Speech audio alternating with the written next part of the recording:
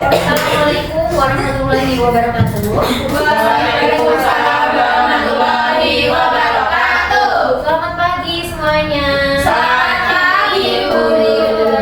Gimana nih kabarnya kalian hari ini? Alhamdulillah. Alhamdulillah. Baik,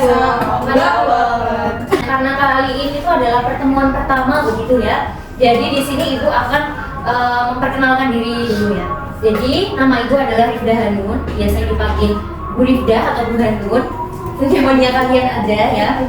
Terus di sini kan karena kita masih baru ya hitungannya, Ibu mau mengenal kalian lewat presensi aja ya, sekalian kenalan gitu ya. Biasanya kalau di sini presensinya pakai apa ya? Dipanggil satu-satu. Dipanggil satu-satu, disiapkan? Iya. Oke, saya buka siapa dulu ya. Oke. Vanessa Beta. Hadir, saya. Oke. Anissa Isna. Hadir. Ratna. Hadir, Bu. Rahayu Eryana. Hadir, Bu.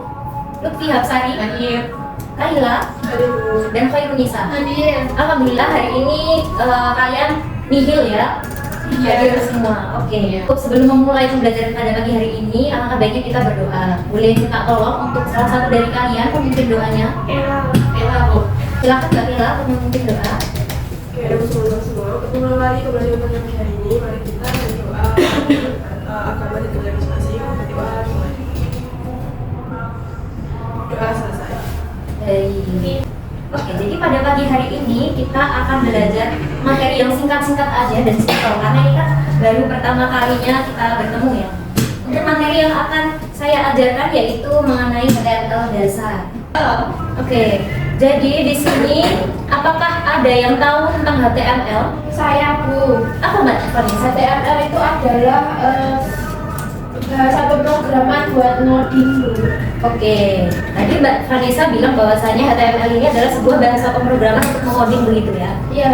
Tapi sebenarnya kurang tepat. Tapi terima kasih karena Mbak Nisa sudah menyuarakan opininya. Jadi HTML ini merupakan sebuah bahasa markup yang mana bahasa markup ini adalah bahasa yang digunakan untuk mendeskripsikan sebuah struktur dan konten dalam website. Jadi dalam HTML ini tidak ada logika pemrograman yang khusus seperti bahasa misal Python. Kalau Python kan ada if, else, return dan lain-lain. Kalau di sini tidak ada. Kita kalau misal mau bikin website, kita hanya perlu mengganti tag-tagnya, kemudian atribut dan kemudian modeling di CSS-nya begitu. Kemudian HTML ini merupakan kepanjangan dari Hypertext Markup Language. Di sini namanya markup language, makanya dia bukan termasuk bahasa pemrograman, tapi termasuk bahasa markup begitu ya. Kemudian di sini untuk tujuan pembelajarannya, Ibu akan sampaikan. Jadi tujuan pembelajaran hari ini itu yaitu agar mahasiswa mampu untuk membuat kerangka halaman web menggunakan HTML. Kemudian mahasiswa mampu untuk memahami struktur dasar pembuatan web dengan HTML. Dan yang terakhir mahasiswa mampu menggunakan beragam elemen dalam HTML begitu. Kemudian kenapa sih kok kita harus belajar HTML, Bu? Di sini bisa terlihat ya teman-teman bahwasanya data dari Stack Overflow tahun 2024 HTML dan CSS ini menempati urutan kedua, di mana posisi ini itu menunjukkan bahwa banyak developer yang masih aktif menggunakan bahasa ini. Jadi ketika kalian belajar HTML ini itu tidak akan sia-sia begitu ya, karena ini bisa menjadi bekal kalian untuk bisa menjadi sebuah web developer atau juga back-end developer begitu. Kemudian Ibu akan langsung lanjut ke teorinya. Yang pertama, Ibu akan mengenalkan mengenai struktur HTML. Jadi dalam HTML ini ada dua struktur, yaitu head dan body. Di mana head dan body ini akan masuk di dalam tag HTML. Kita buka text editor dulu ya supaya lebih paham. Buat kalian ini sudah menginstal text editor kan? Sudah. Oke. Jadi Ibu akan membuka text editor dulu. Jadi di sini Ibu ya sudah membuka sebuah text editor. Ini kelihatan nggak teman-teman? Gedein lagi. Jadi untuk struktur HTML, kalian ini untuk mengetahui HTML kalian bisa mengetikkan tanda seru lalu enter ya. Di sini terlihat bahwasanya HTML ini memiliki dua struktur yaitu head dan juga body. Di dalam head ini ada metadata, di mana metadata ini berfungsi untuk meletakkan metadata yang berisi informasi tentang halaman web kita. Namun ini tidak akan ditampilkan secara eksplisit begitu ya dalam website. Jadi di sini dalam Visual Studio ini terdapat meta charset UTF-8, ini fungsinya untuk encoding. Kemudian di sini ada title. Title ini fungsinya untuk sebagai nama atau judul dalam website kita. Seperti ini. Kita saya membuka Canva ya teman-teman. Canva ini namanya title-nya. Kalau kita misal ini juga menjadi latihan HTML, dan kemudian ketika kita open, maka di sini akan tertulis latihan HTML begitu. Kemudian dalam head itu ada beberapa komponen. Yang pertama tadi ya meta tadi, kemudian title, kemudian ada style. Style ini kalau misal kalian punya CSS, kemudian kalian ingin memanggil CSS tersebut, kalian bisa memanggilnya dengan menggunakan link, kemudian enter, dan kalian masukkan nama CSS kalian di situ. Jadi link ini fungsinya untuk memanggil CSS kita. Kalau kalian punya Java, kalian bisa panggilnya dengan sintaks script seperti ini ya teman-teman ya. Kemudian kalian isikan di sini dengan src, kemudian diisikan dan atau kemudian kita masuk ke struktur body, di mana body ini adalah sebuah komponen dalam HTML yang berfungsi untuk meletakkan informasi-informasi atau konten utama begitu. Di body ini ada atribut teman-teman. Atributnya ini sebenarnya banyak, cuma karena hari ini tuh saya punya singkat aja, jadi saya mengambilnya 6 saja ya dari sekian banyak atribut. Yang pertama ada background. Background ini fungsinya untuk memberikan latar belakang. Misal di sini ya, buat body kita kasih background. Kita misal mengambil salah satu foto dari Google ya.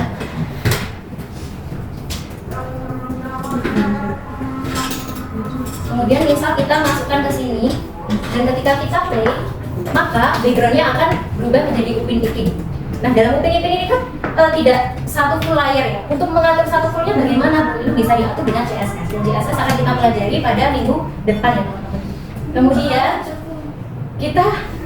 Kemudian kita akan mengubahnya. Misal ini badinya jadi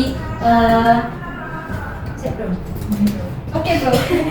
Yo what's up? Misal badinya ini kita ubah menjadi BG color. Maka yang terjadi adalah website kita akan berubah menjadi warna kuning. Jadi seperti ini ya, ini adalah background warna kuning. Kemudian kalau kita inputkan teks itu menggunakan tag P ya teman-teman. Seperti ini, misal kita isikan identitas diri. Kemudian di sini kita ganti teks. Maka ketika kita kasih warna red, maka teksnya di sini akan berubah menjadi merah. Seperti ini. Kemudian yang selanjutnya itu adalah link dan juga link dan filling, di mana ini nanti untuk memberikan warna pada link atau hyperlink yang kita buat. Kita lanjut saja ya teman-teman. Jadi di sini ada menu list, jadi ada overhead list, di mana ini fungsinya untuk membuat sebuah daftar berturut, yaitu menggunakan nomor, huruf atau bilangan Romawi. Kemudian underhead list, ini fungsinya itu untuk membuat menu tanpa suatu urutan, dan yang terakhir adalah list item. Jadi list item ini tidak bisa berdiri sendiri ya, jadi harus masuk ke dalam ordered list dan juga unordered list ini. Misal kita coba di sini all seperti ini, kemudian kita masukkan link, typo, kita masukkan link, kemudian kita tuliskan apa ya, menggambar. Di sininya kita kasih text P, misal hobi. Misal hobi, kemudian listnya menggambar. Maka yang terjadi adalah di sini akan tertampil angka 1. Namun kalau kalian misalnya, saya tidak ingin angka 1, saya maunya A atau bilangan Romawi, itu bisa teman-teman. Kita bisa menambahkannya di sini dengan type. Kita inputkan misal A besar, maka di sini akan berubah menjadi A. Kalau misal kalian mau Romawi, berarti kalian tinggal mengubahnya di sini. Kemudian yang selanjutnya yaitu adalah underdead list, di mana sintaksnya itu menggunakan list seperti ini, Kemudian kita inputkan link, misal ini sama ya, menggambar seperti ini. Maka apa yang akan terjadi? Yang akan terjadi yaitu ininya akan berubah menjadi sebuah bullet yang berupa lingkaran, bukan lagi sebuah data urutan angka atau Romawi begitu teman-teman. Kemudian selanjutnya adalah heading. Heading itu fungsinya untuk membuat subjudul atau judul. Jadi dilambangkan dengan tag H1 dan sampai H6. Jadi di sini ada tingkatannya. H1 ini dengan huruf yang paling besar. Misalnya ini ada hobi, maka di sini akan tertulis hobi dengan huruf yang sangat besar karena menggunakan heading 1. Kemudian menggunakan paragraf seperti yang saya contohkan tadi, yaitu di tulisan identitas diri dan juga hobi. Selanjutnya yaitu adalah anchor, di mana anchor ini fungsinya untuk menyatakan suatu hyperlink. Dari hyperlink ini misalnya, kan hyperlink itu sintaksnya yaitu berupa tag A ya. Kita misal A, inputkan A seperti ini, kemudian kita misal menggunakan foto Upin Ipin lagi ya. Di sini, misal kita inputkan di dalam ref-nya ini, maka apa yang akan terjadi? Tidak terjadi apa-apa karena kita belum menuliskan tulisan di setelah ref-nya. Kita belum menginputkan suatu teks untuk kita bisa menampilkan atau kita bisa menuju ke web tersebut. Misal kita tulis di sini adalah gambar Upin Ipin. Maka yang terjadi ini adalah sebuah link. Ketika kita pencet maka akan mengarahkan kita kepada gambar Upin Ipin seperti itu, teman-teman. Selanjutnya yaitu ada iframe. Iframe ini singkatan dari inline frame, yang mana ini fungsinya yaitu untuk menyematkan sebuah video atau dokumen atau file lainnya begitu ya. Misal kita coba iframe, kemudian kita enter dan kita misal membuka YouTube. Misal kita kopikan salah satu video dari YouTube ini, kita kopikan dan kita masukkan ke dalam search-nya di iframe. Maka apa yang akan terjadi? YouTube-nya akan masuk ke dalam web kita. Begitu teman-teman. Yang selanjutnya yaitu gambar. Gambar ini tadi kita bisa menggunakan tag img teman-teman. Jadi ini tadi adalah struktur HTML. Dari kalian apakah ada yang ingin ditanyakan? Mau nanya Bu? Iya, Mbak Rahayu apa? Kenapa list item itu tidak bisa berdiri sendiri? Baik, itu adalah pertanyaan yang bagus. Jadi list item itu tidak bisa berdiri sendiri karena list item ini fungsinya itu sebagai child atau anak. Jadi dia ini perlu sebuah parent atau induk untuk bisa mengeluarkan output di dalam website seperti itu Mbak Rahayu. Dan semisal kita paksakan gitu untuk menampilkan list tanpa induk gitu ya, maka itu akan tetap keluar, cuma itu bukan dianggap sebagai daftar list. Jadi seperti sintaknya itu valid seperti itu. Begitu. Mungkin dari teman-teman ada yang ingin ditanyakan lagi? Dari saya tidak ada. Bu. Tidak ada Bu. Oke, karena tidak ada saatnya yaitu adalah tugas ya teman-teman. Tugas ini fungsinya untuk menguji kalian, menguji pemahaman kalian terkait apa yang telah saya sampaikan tadi. Jadi tugasnya itu gampang teman-teman, yaitu meniru website yang saya buat tadi ya, seperti ini. Kalian bisa memodifikasi, misal warnanya diganti boleh, isinya diganti juga boleh. Kemudian fotonya diganti juga boleh. Intinya kalian harus menggunakan struktur dasar yang telah saya sebutkan tadi. Begitu. Untuk waktunya 10 menit apakah cukup? Wow, belajar Bu.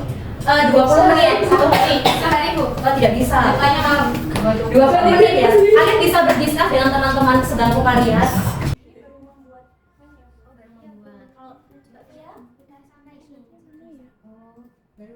Jadi kamu mengisi lalu sama datang, oke, sudah bagus. Oke. Silahkan dari kalian, kalau semisal sudah ada yang selesai bisa maju ya, bisa mengajukan diri atau mungkin ibu nanti tunjuk siapa yang kira-kira sudah selesai. Lutfi. Oke, untuk Mbak Lutfi bisa maju sebentar ya. Lutfi aku. Baik, untuk Mbak Lutfi bisa dijelaskan terkait website yang sudah dibuat. Jadi di sini, Menggunakan struktur apa aja? jadi di sini yang saya buat itu menggunakan daftar order list kok, itu yang putih itu sama yang ABJ. Terus ada under list, kemudian ada gambar, link seperti yang ibu katakan. Terus itu ada iklan di bawah ini. Oke. Terus untuk yang kurang lebih sama seperti yang dijelaskan oleh Bu Rizya. Oke, sudah baik ya. Ternyata kalian sudah bisa meniru website yang sudah saya jelaskan tadi menggunakan struktur yang sama. Oke, untuk Mbak Lutfi bisa duduk kembali. Bisa beri tepuk tangan dulu untuk Mbak Lutfi. Jadi tadi kita kan sudah belajar mengenai apa saja teman-teman? HTML. Dalam HTML tadi strukturnya apa aja? Dalam body ada apa aja teman-teman? Ada titik, paragraf, link, gambar, slash, daftar atau list. Oke, nah dari sini Ibu sudah menyimpulkan bahwa kalian sudah memahami materi yang Ibu sampaikan, begitu ya? Ya. Karena waktu juga sudah mau habis, sudah mulai pergantian jam, maka Ibu cukupkan sampai di sini.